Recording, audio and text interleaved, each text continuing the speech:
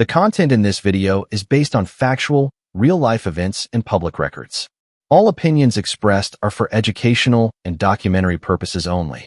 Viewer discretion is advised, as some scenes may depict sensitive content. This video is intended for informative purposes and complies with YouTube's guidelines. The day prison walls broke down. When the walls meant to contain chaos crumble, what happens inside can shock the world. Inmates armed with nothing but anger and desperation can turn a prison into a battlefield and leave a trail of destruction no one forgets. Prison uprisings are rare, explosive, and terrifying. From the infamous Attica prison revolt in 1971 to modern riots in Brazil and Europe, these events reveal more than violence. They expose decades of neglect, abuse, and systemic failure. Today, we dive behind the headlines to uncover what really happens when prison walls break down, when the powerless fight back, and when chaos reigns supreme. Stay with us, because the story you're about to witness will challenge everything you thought you knew about life behind bars. If you enjoy real, gripping prison documentaries and true stories, don't forget to like this video, leave a comment, and share it with your friends and family.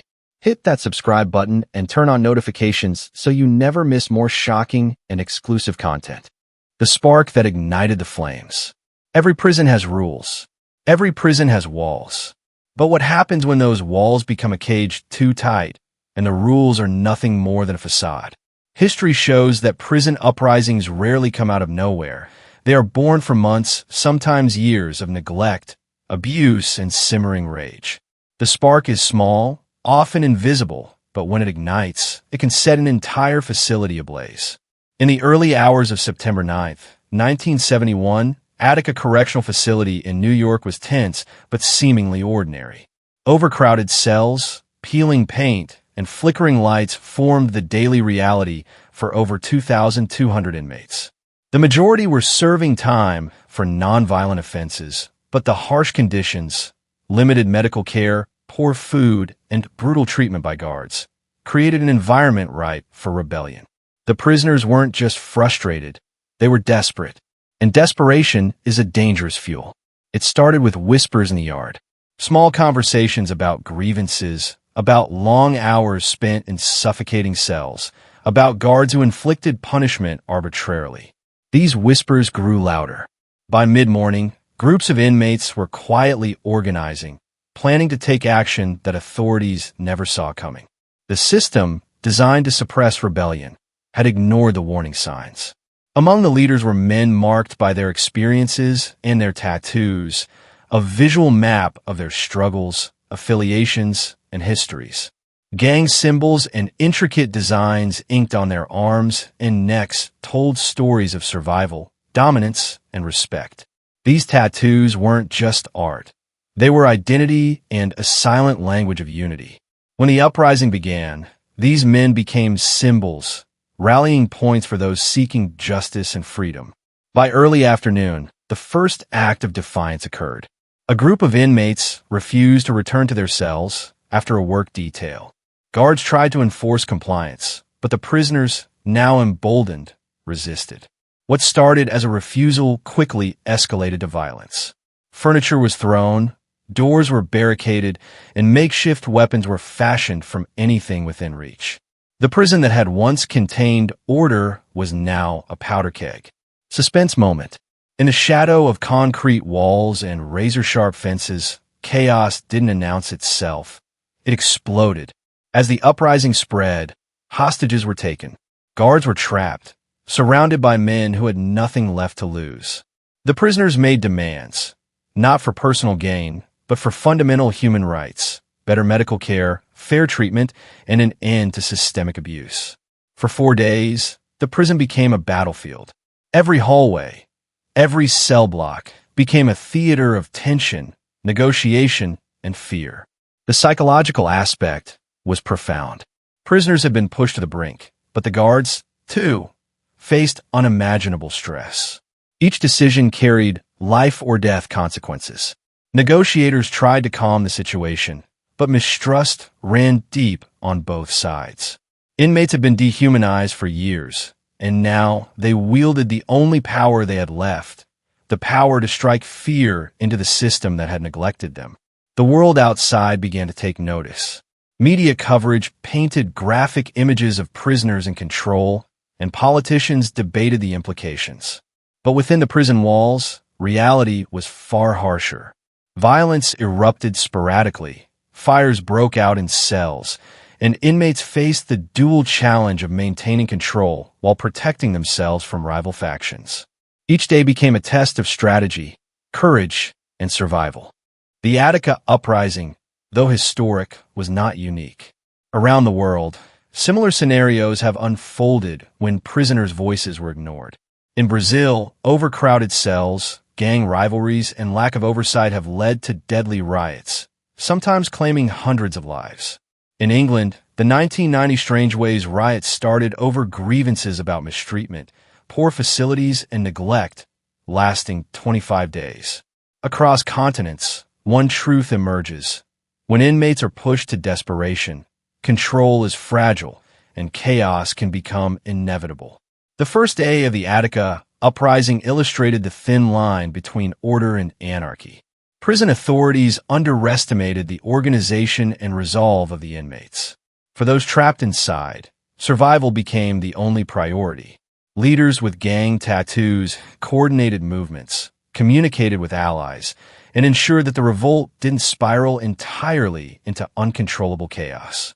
Even in rebellion, a code of conduct emerged, a brutal but necessary order within disorder. By nightfall, the prison was unrecognizable. Fires glowed through shattered windows. Shouts echoed across the yard.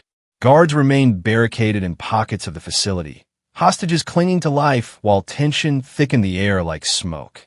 The spark had grown into a wildfire, and the rest of the world was watching. Day one had shown the world what desperation and neglect could create.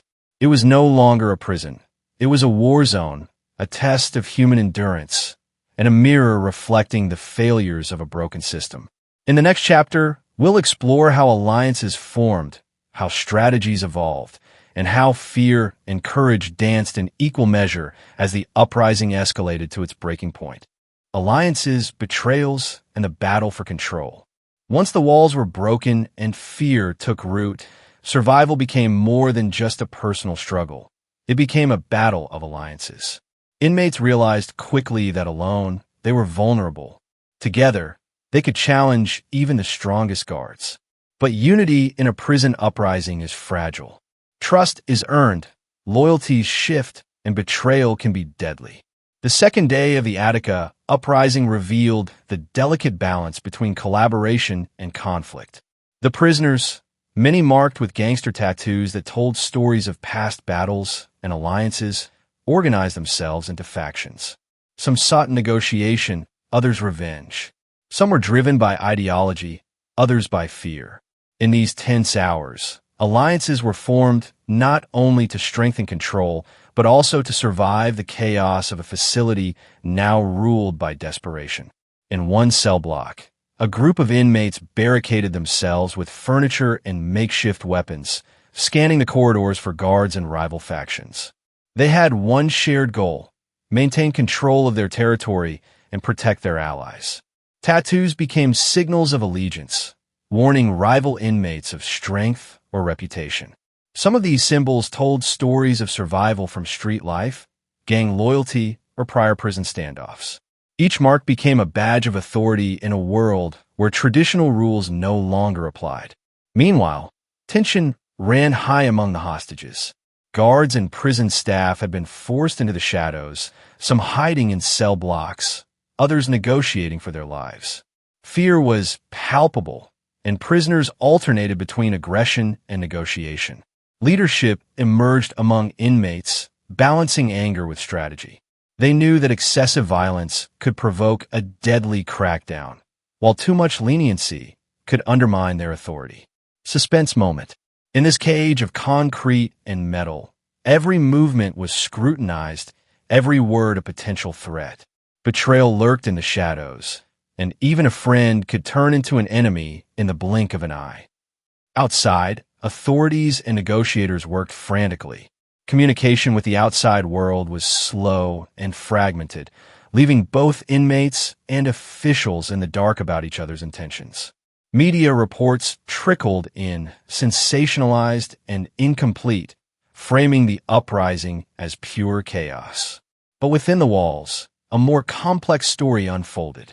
Prisoners weighed every action carefully, strategizing to maintain leverage while ensuring survival. The psychological pressure was immense. Some inmates were haunted by memories of past abuse, others by the fear of violent retaliation from rival factions. Leaders emerged naturally, often those with the most experience in violence, marked by tattoos and street credibility. They enforced rules, mediated conflicts, and organized offenses. In a sense, the rebellion created its own structure, an underground hierarchy born from necessity. By the afternoon, skirmishes erupted between factions. Some inmates attempted to seize control of additional cell blocks, while others defended key positions. Fires were set deliberately to intimidate rivals or destroy evidence of unrest. The sound of shattered glass, shouting, and the occasional gunshot echoed through the hallways. Every corner of the prison had become a stage for tension, strategy, and survival. One particularly dramatic moment occurred when a group of inmates intercepted a small team of guards attempting to regain control of a wing. Using improvised barricades and aggressive intimidation, the prisoners forced the guards to retreat, solidifying their hold over the territory. It was a display of strategic thinking, coordination, and raw courage. News of this victory spread quickly, reinforcing the fragile alliances forming throughout the facility. As night fell, paranoia took hold. Prisoners suspected betrayal from within. Rumors of inmates working with authorities or rival factions spread quickly. Some attempted to enforce loyalty through intimidation or displays of power. Tattoos, once symbols of personal identity, now marked leaders who commanded respect or fear. Every decision carried consequences, and mistakes could cost lives. Amid the chaos, a small group of inmates took on the role of mediators, trying to negotiate between factions to prevent unnecessary bloodshed. They realized that without some structure, the uprising could collapse under its own weight. Their efforts were met with mixed success, as some factions valued loyalty and strategy, while others acted purely on emotion and vengeance. Authorities outside were preparing for a decisive intervention. Tactical teams analyzed maps, studied surveillance, and debated options. Every move by the prisoners was monitored, but the true complexity inside the walls remained largely invisible. Negotiators attempted to communicate with leaders, promising reforms in exchange for calm, but distrust ran deep. The prisoners had learned, through years of neglect and abuse, that promises from the system often went unfulfilled.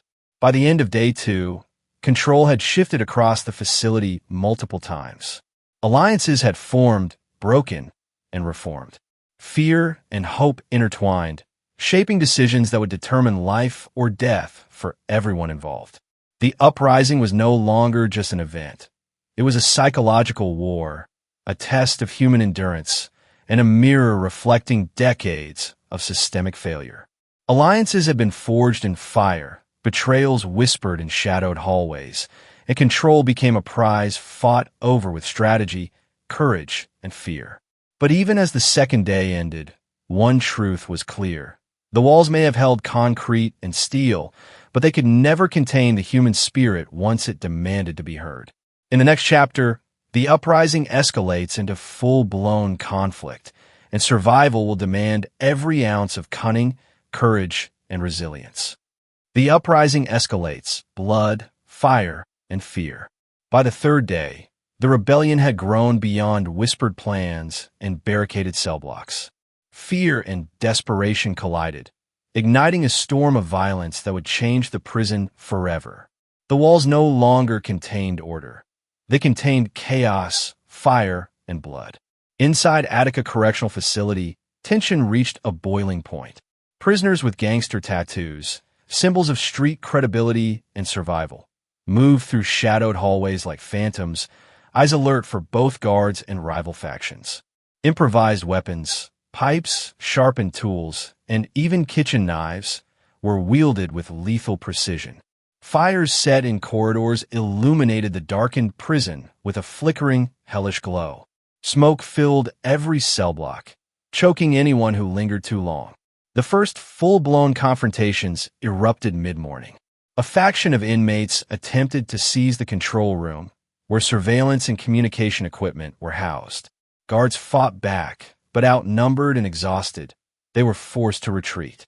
In the chaos, shouts echoed, metal clanged against metal, and the acrid scent of smoke and fear filled the air. It was a violent ballet, where survival depended on cunning as much as brute strength. Hostages were no longer passive. Some began to assist prisoners, providing guidance on how to navigate the prison safely or negotiating with factions. Others remained terrified, trapped in the eye of the storm. Every interaction carried risk. Leadership among inmates was crucial. Those with tattoos signaling authority coordinated movements, assigned defensive positions, and monitored rival factions. These leaders became the backbone of the uprising, a mix of strategy and raw intimidation. In a prison where every corner hides a threat, every decision can mean the difference between life and death. And on day 3, mistakes were no longer forgiven, they were fatal.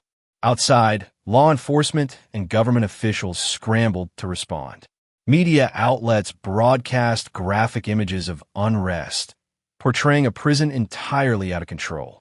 Negotiations continued, but trust was fragile. Prisoners remembered broken promises, empty reform pledges, and systemic neglect. They demanded concrete changes, improvements in healthcare, better living conditions, fair treatment, and an end to brutality. For many, survival and justice became inseparable. Back inside, the psychological toll intensified. Sleep was nearly impossible, and paranoia ran rampant. Some inmates turned on rivals, suspecting betrayal or sabotage. Tattoos once representing allegiance now signaled warning. Challenge this leader, and you risk everything. The combination of exhaustion, fear, and adrenaline created an environment where decisions were made in seconds, often under extreme duress. By midday, fires consumed entire cell blocks. Smoke rose through shattered windows, and thick plumes of black obscured sunlight. Emergency crews could not enter. Guards remained trapped, while prisoners used the smoke to maneuver through corridors unnoticed. Every step was a calculated risk. In the center of the prison, a firefight erupted, leaving several wounded. It was a brutal reminder that in an uprising, control is fragile and dominance fleeting. Rivalries flared among prisoners. Small factions clashed over territory, hostages, and resources. Some inmates had ambitions beyond survival. They sought dominance. Yet even amidst the violence, a code persisted. Leaders mediated disputes when possible, understanding that uncontrolled conflict would weaken their position. This delicate balance of strategy and aggression defined the uprising's progression. The standoff escalated as reinforcements outside prepared to intervene. Military-style tactics were considered, and authorities weighed the risks of storming the prison against ongoing negotiations. Inside, prisoners were aware of the looming threat. They fortified positions, set traps, and used psychological intimidation to maintain control. The tension was palpable, a pressure cooker waiting to explode. During this stage, personal stories emerged, revealing the human cost. A tattooed inmate, once part of a violent street gang, found himself protecting a young prisoner targeted by rival factions. An older guard, held hostage, faced a moral dilemma: fight back violently or attempt to survive through negotiation. These moments highlighted the complex interplay of fear, strategy, and humanity amidst chaos. The uprising by day 3 demonstrated the psychological power of rebellion. Prisoners controlled not just the physical space, but the narrative. They dictated the terms of interaction, determined which areas were safe, and enforced rules with an iron fist. Yet, with each victory came exhaustion, and with each misstep, the possibility of violent retaliation loomed. By nightfall, The prison bore the marks of chaos: shattered windows, scorched floors, barricades, and frightened faces. Leaders with tattoos moved silently through the smoke, coordinating their next moves. The walls had failed in their purpose. They no longer restrained the prisoners, but instead bore witness to the consequences of neglect and abuse. The third day proved that uprisings are not just physical. They are psychological wars, tests of strategy, courage, and resilience. Chaos may reign, but leadership, loyalty, and fear intertwine to create a fragile order amidst destruction. In the next chapter, the world outside will react, reinforcements will arrive, and the ultimate confrontation that decides life or death will unfold. The climax, storming the walls, and the human cost. By the fourth day, the tension inside the prison reached a breaking point. Every hallway was a battlefield. Every decision carried life or death consequences, and the world outside was watching. The uprising was no longer just a rebellion. It was a fight for survival, and the storm was about to hit. Inside Attica Correctional Facility, fatigue and fear hung thick in the air. Prisoners, many marked with gangster tattoos representing past affiliations, courage, and defiance, had endured days of chaos, negotiation, and sporadic violence. The makeshift order they had established was being tested as rival factions clashed and hostages remained at risk. Smoke from fires filled the corridors, a constant reminder that control was fragile. As morning light seeped through broken windows, inmates moved with precision.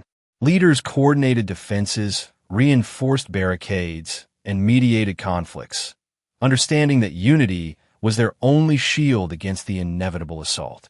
Tattooed leaders, symbols of fear and respect, walked silently through corridors, signaling with gestures and whispers, orchestrating the movements of hundreds. Every second counted. Every wrong step could trigger disaster. And outside, forces were preparing to reclaim control by any means necessary. Authorities, faced with the escalating crisis, decided decisive action was unavoidable. Tactical teams prepared for a full-scale intervention, while negotiators continued efforts to prevent bloodshed. Media coverage painted graphic images of rebellion, heightening public attention and pressure. The world outside became a tense theater of anticipation as officials debated strategy. Inside, the psychological tension escalated. Inmates faced impossible choices: protect themselves, their allies, or the hostages. Fear, adrenaline, and exhaustion blurred decisions. Some attempted to flee areas under threat, while others reinforced their positions. Tattoos that once told stories of survival now served as warnings and rallying points, signaling authority and leadership within the chaos. As authorities moved in, violent confrontations erupted. Tear gas filled hallways, alarms blared, and prisoners wielded improvised weapons to resist. Fires flared, smoke choked visibility, and the sound of shattering glass and screaming echoed through the facility. Each corridor became a tactical zone, each cell block a battlefield. The once structured rebellion had become a desperate fight for life. The assault revealed both the power and vulnerability of the inmates. Leaders with tattoos directed defensive maneuvers, negotiating and managing smaller factions while anticipating the outside threat. Every decision, where to position barricades, when to engage or retreat, carried fatal consequences. Mistakes were deadly. Hostages faced unimaginable fear, trapped between prisoner anger and tactical intervention. Guards and staff were caught in a no-win scenario, some cooperating to save lives, others forced into violent confrontation. The human cost of rebellion became painfully clear as the facility descended into chaos. As the storming continued, fires destroyed entire sections of the prison, evidence of the uprising's intensity. Hallways were littered with debris, doors torn from hinges, and shattered glass glimmered under flickering lights. Smoke and fire reduced visibility, creating pockets of tension and fear where every movement was watched. Negotiation lines blurred as prisoners realized the assault was imminent. Leaders attempted to maintain cohesion, instructing their factions on tactics to protect hostages and themselves. Tattoos became visual symbols of authority. Those without them often relied on guidance from marked leaders. The psychological weight was immense. Survival depended on strategy, unity, and the ability to anticipate both internal and external threats. For some, courage meant confronting the inevitable head-on. For others, it meant surrendering to save what remained of their lives.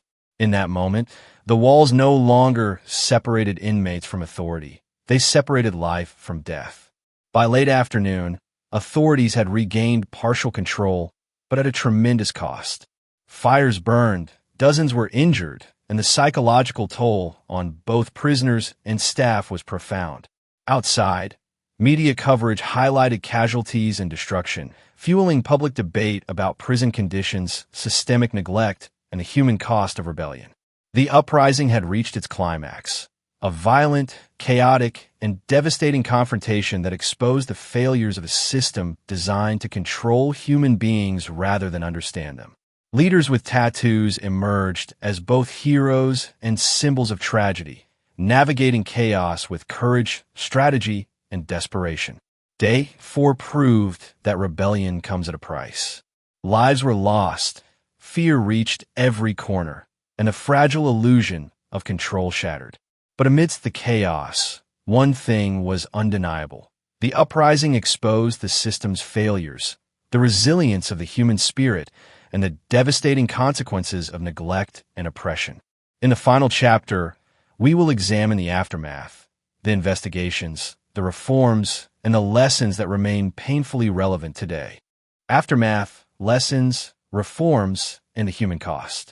When the smoke cleared and the fires died down, the walls of Attica remained, but everything inside had changed. The uprising was over, but the consequences would echo for decades, shaping prison policy, public perception, and the lives of everyone involved. The final day of the uprising left 43 people dead, guards and prisoners alike, and hundreds injured. The violence, fire, and chaos had taken an unimaginable toll. Those who survived were haunted by memories of screams in the hallways, flames consuming familiar spaces, and the terrifying uncertainty of every moment. Tattooed leaders, once symbols of resilience and authority, now carried scars both physical and psychological, reminders of courage tested under the most extreme conditions. Investigations were launched immediately. Reports examined systemic failures, overcrowding, poor medical care, abusive treatment by guards, and neglect that had festered for years. The uprising became a symbol, exposing how unchecked neglect and corruption could lead to disaster. Prison reform advocates seized the moment, demanding changes that would prevent similar tragedies in the future. Across the globe, prison systems took note. In Brazil, authorities studied riots that had claimed hundreds of lives, implementing stricter monitoring and temporary reforms. In Europe, the Strangeways riot inspired debates about humane treatment, oversight, and prisoner rights. The Attica uprising became more than a violent event. It became a blueprint for understanding how desperation, neglect, and human resilience collide under confinement. For the survivors, every day after was a reminder that even in the darkest moments, choices matter. Alliances shape destinies, and human spirit can shine through the deepest shadows of oppression. Psychologically, the impact on inmates and staff was profound. Prisoners who had fought for survival faced long-term trauma, PTSD, and difficulty reintegrating into the prison hierarchy or society. Guards, hostage survivors, and staff carried the burden of decisions made under pressure, witnessing violence they could never erase from memory. Families of both inmates and staff were left grappling with grief, anger, and a need for answers. Tattooed leaders, in particular, became both notorious and respected figures. Their identities, partially shielded by anonymity and media reports, symbolized the complexity of rebellion. Courage and defiance intertwined with tragedy and consequence. These markings, once symbols of street power or prison affiliation, now told a story of survival, strategy, and human determination in the face of systemic failure. The aftermath sparked national debate. In the United States, discussions of human rights, systemic reform, and accountability dominated the headlines. Policies addressing overcrowding, prisoner medical care, and guard training were proposed, but progress was slow and often incomplete. Globally, the uprising became a case study in prison management, highlighting that the cost of neglect is never just financial. It is human. Beyond reforms and policies, the Attica uprising left lessons about power dynamics, leadership under extreme pressure, and the psychological impact of confinement. Prison walls may contain people physically, but they cannot contain the human desire for dignity, respect, and survival. The rebellion reminded the world that ignoring humanity inside prisons only delays and amplifies the inevitable reckoning. The day the walls broke down at Attica was more than an uprising. It was a mirror reflecting our society's failures and a testament to human resilience under unimaginable pressure. Inmates, guards, and families alike were forever changed, and the lessons learned continue to shape how we think about justice, humanity, and reform. If this story gripped you, exposed truths you didn't know, and left you thinking about what happens behind prison walls, don't just watch, be part of the conversation.